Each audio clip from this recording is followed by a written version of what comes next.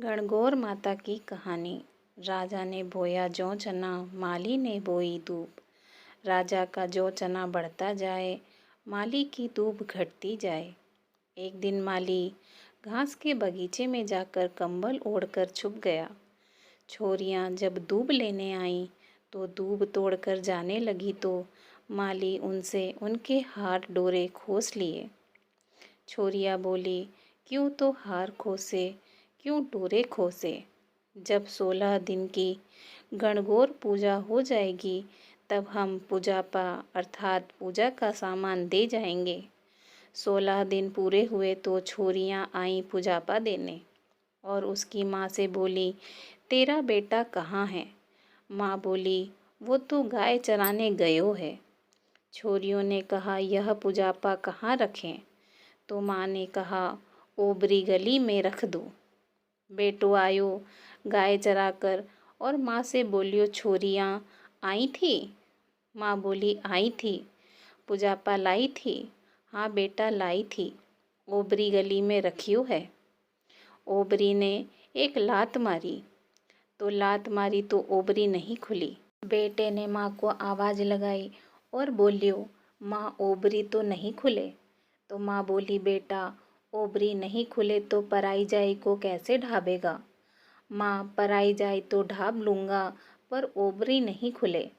माँ ने आकर गणगौर माता के नाम का रोली मूली काजल का छींटा लगाया और ओबरी खुल गई। ओबरी में ईश्वर गणगौर बैठे, हीरे मोती जवाहरात के भंडार भरिए पड़े थे। हे गणगौर माता, जैसे माली के बेटे को ठूठी वैसे सबको ठूठना। कहता ने सुनता ने, हुकारा भरता ने, मारा सारा परिवार ने।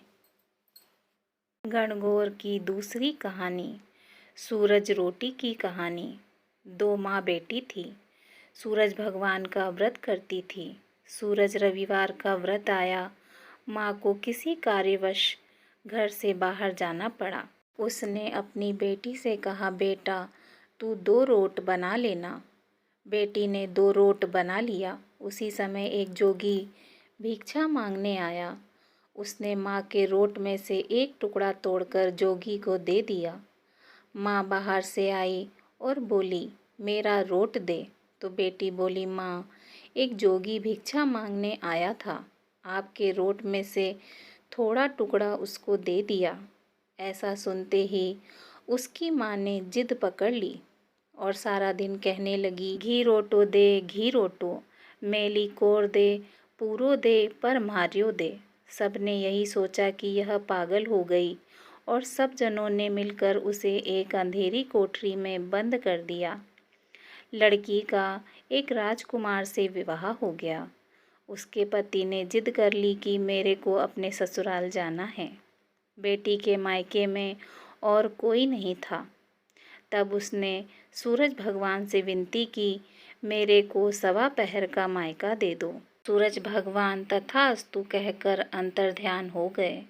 उसके बाद सूरज भगवान की कृपा से जंगल में महल, बाग बगीचे, माता पिता, भाई बहन, भाभी भतीजे सब बेटी जमाई के आदर सत्कार करने लगे, अपना प्यार लुटाने लगे। 1.25 पहर का समय बीतने लगा पर जमाई जी का मन नहीं भरा।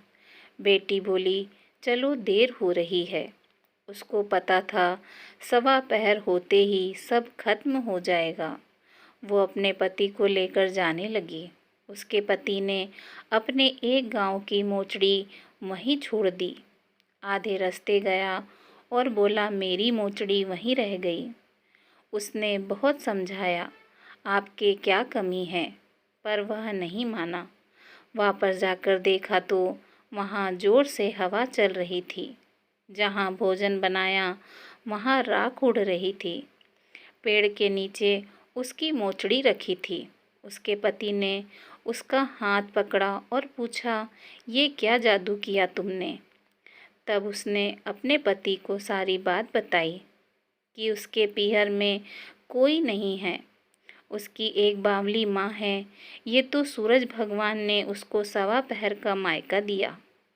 उसने और उसके पति ने सूरज भगवान से प्रार्थना की और सूरज भगवान की कृपा से उसकी माँ ठीक हो गई और उसको बहुत सारी धन दौलत देकर विदा किया। हे सूरज भगवान, जैसा लड़की को दिया वैसा सबको देना। कहानी कहता ने सुनता ने, महारा सारा परिवार ने।